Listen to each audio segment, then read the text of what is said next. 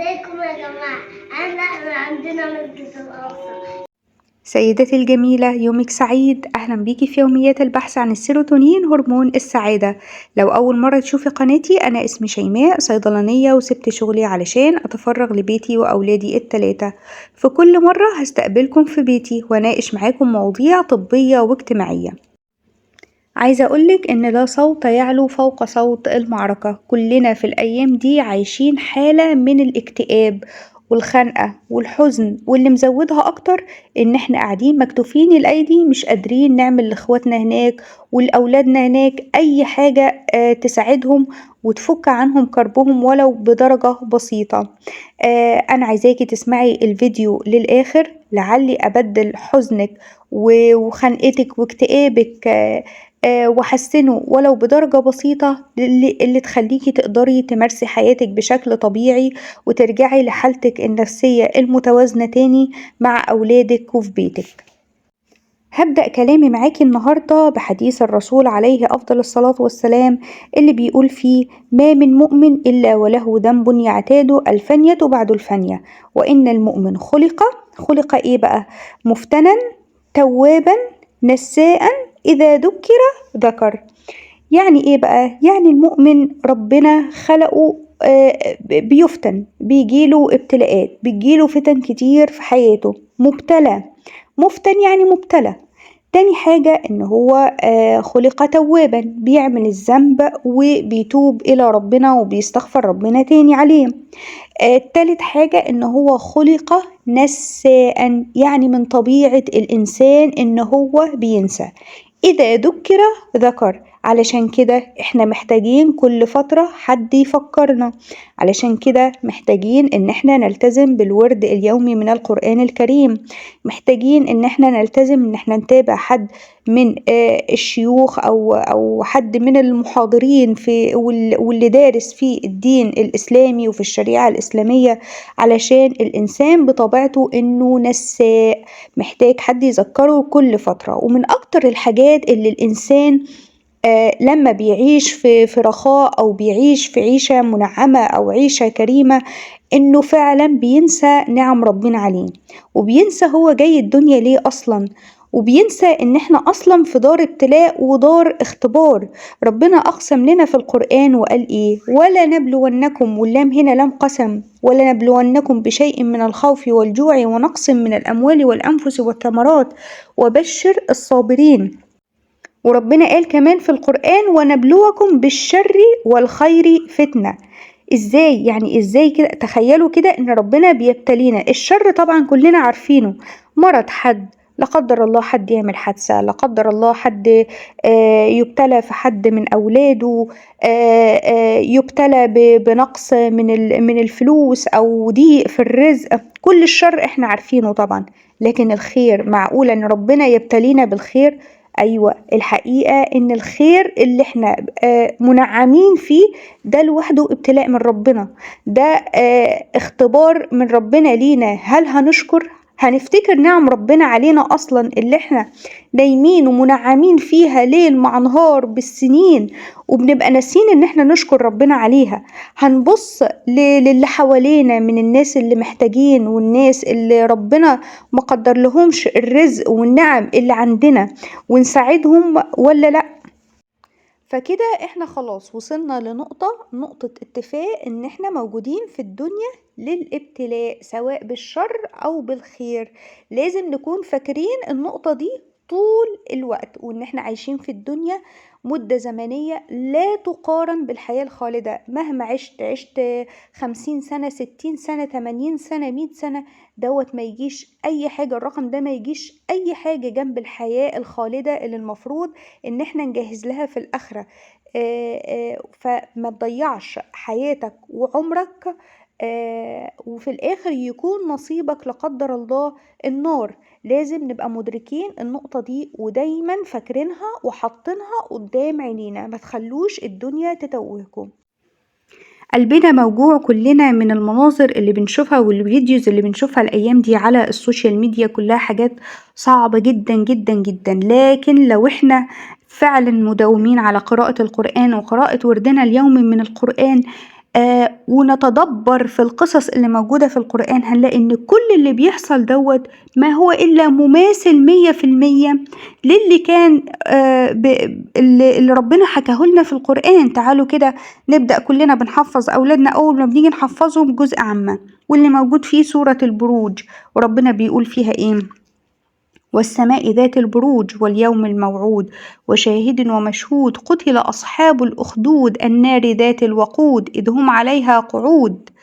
يعني الأخدود دوت كانت الحفرة الكبيرة اللي فيها نار، والمؤمنين اترموا فيها لما رفضوا إن هم يرجعوا عن دينهم. كان الملك بتاعهم ملك يهودي، لما رفضوا ان هم يرجعوا عن دينهم كان في الوقت دوت كانوا هم من النصارى، وراح رماهم في الأخدود. حتى كان معاها رضيع على دراعها. احنا بس اللي بنقرأ القرآن كده كأننا بنفتحه بنقرأ بنجمع أي حسنات ونقفل المصحف ونجري، لكن الحقيقة إن كل القصص اللي موجودة في القرآن هي اللي بتحصل دلوقتي في أيامنا.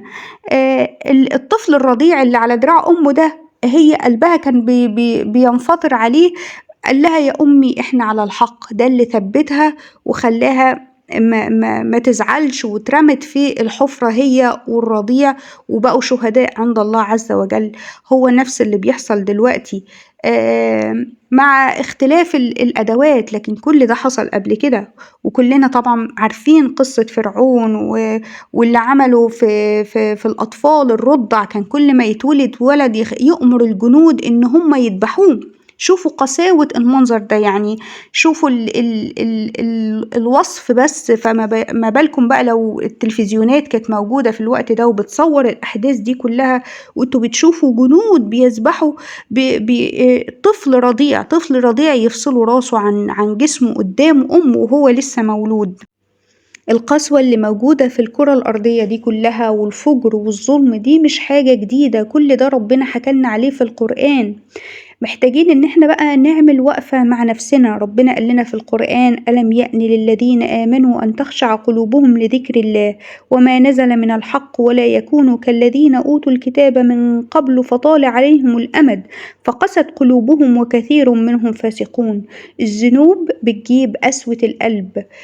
الذنوب هي اللي بتخلي المسلمين مستضعفين في كل مكان في الأرض. محتاجين كل واحد يعمل وقفة مع نفسه، كل واحد يبدأ بنفسه، كل واحد يبدأ ببيته، كل واحد يبدأ بأولاده. الوقت الطويل اللي بنضيعه على السوشيال ميديا في فيديوز تافهة، تأخيرنا للصلوات، صلاة الفجر اللي معظم المسلمين مش بيصلوها. حاجات كتيرة قوي محتاجين نعمل فيها وقفة مع نفسنا.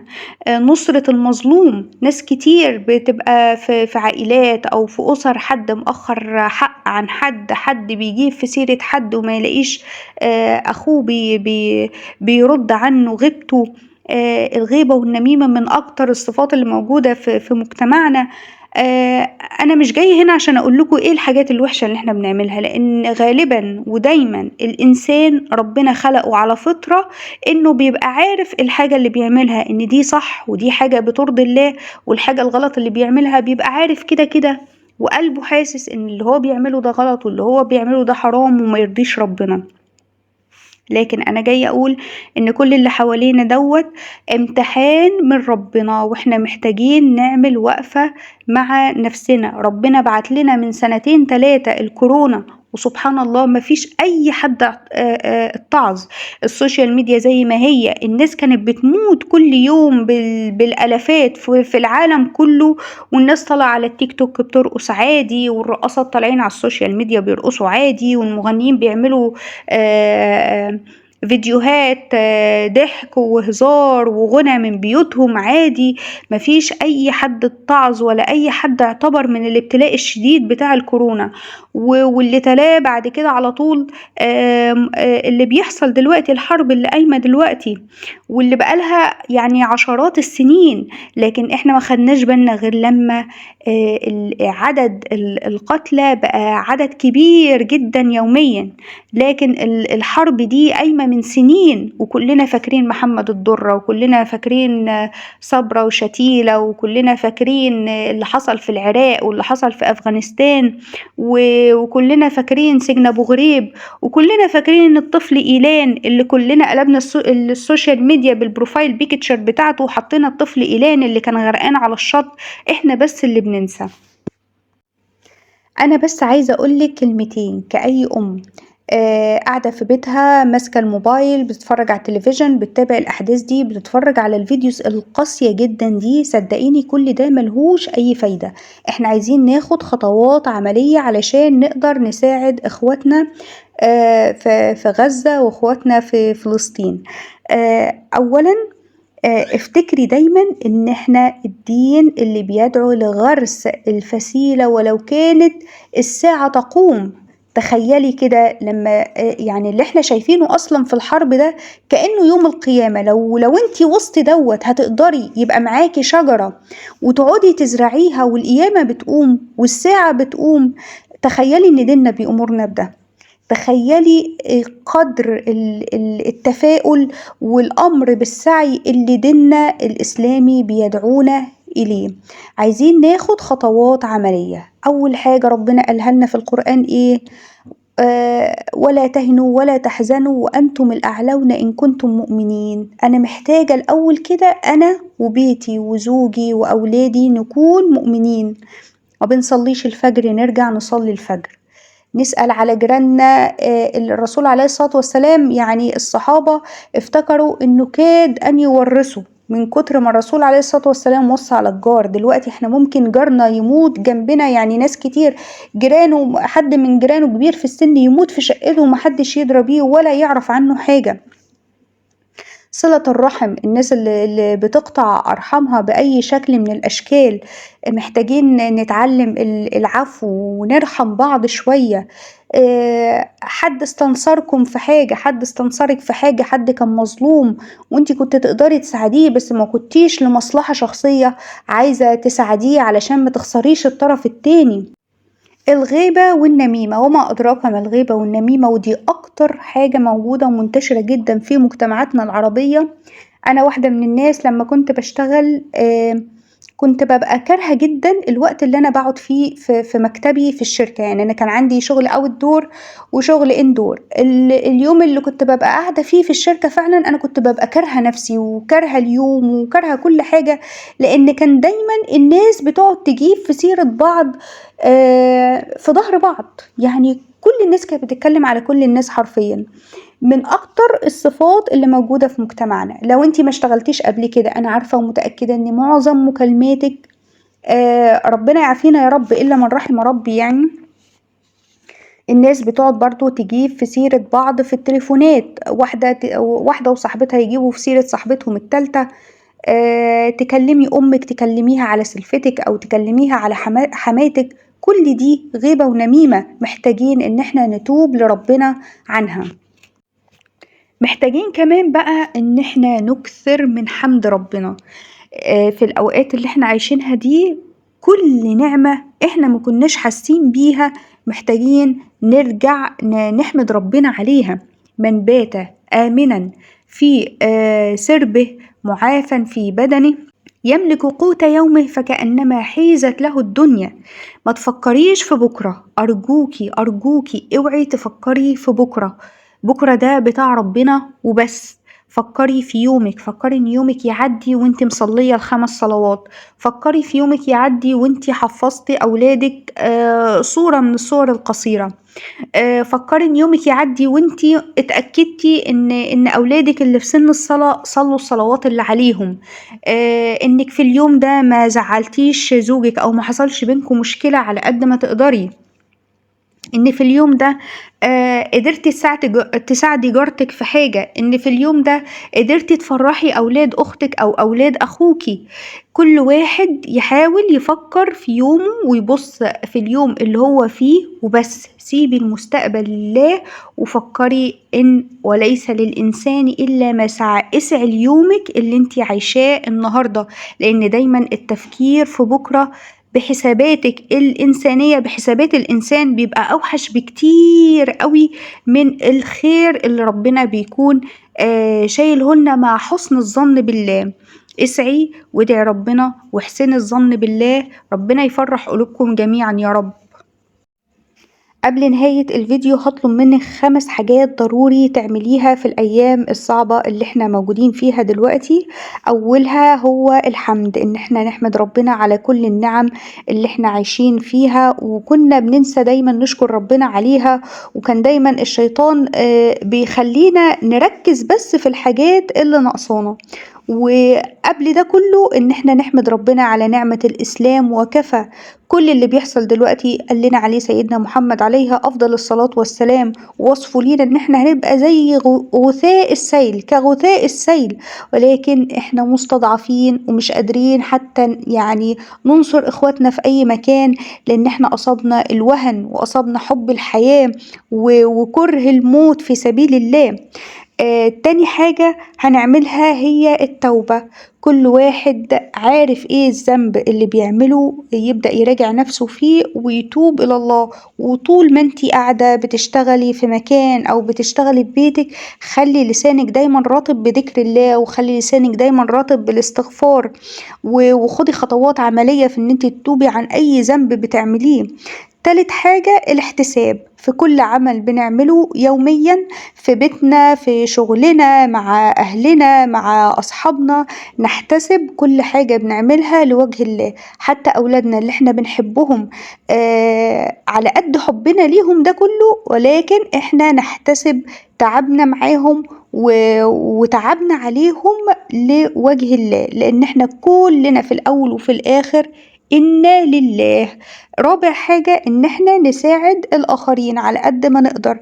أي حد محتاج مساعدة وانتي تقدري تساعديه، حاولي تقدميله المساعدة دي على قد ما تقدري، وبرضو تحتسبي لوجه الله. ونشوف الناس اللي ظروفهم صعبة، نقدر نبصلهم ونساعدهم على قد ما نقدر. وخامس حاجة طبعا الدعاء، ثم الدعاء ثم الدعاء لإخواتنا في فلسطين، إن ربنا يا رب ينصرهم، وينصر يا رب كل المقاومة، وينصرهم على أعدائنا وأعداء الإسلام. ربنا ينصرهم يا رب بحق لا إله إلا الله. من الحاجات الإيجابية اللي قدرنا نطلع بيها من الأحداث اللي بتحصل دلوقتي، إن هي يميز الله الخبيث من الطيب. ربنا قال لنا في القرآن كده إن دايما الشدائد بيبان فيها الخبيث من الطيب. ناس كتير قوي عليت في عينينا، وناس كتيرة قوي وقعت من عينينا. كلنا ابتدينا نراجع نفسنا، وكل المسلمين اتحدوا على قلب رجل واحد. كلنا انتفضنا وقلوبنا انتفضت للي بيحصل في فلسطين، وكلنا عمالين نفكر ازاي نقدر نساعدهم. وكلنا جمعنا أولادنا حوالينا وبقينا نحكي لهم عن المسجد الأقصى وأهميته بالنسبة للمسلمين ايه، والناس اللي بتروح دي ومستعدة حياتها كلها وأغلى ما عندهم أولادهم وعائلاتهم يروحوا فدا الأقصى. دي من أكتر الحاجات الإيجابية للأحداث اللي بتحصل دلوقتي. ربنا ينصرهم يا رب، وبتمنى لكم يا رب أيام سعيدة ومليانة هيدوز من السيروتونين هرمون السعادة. مع السلامة.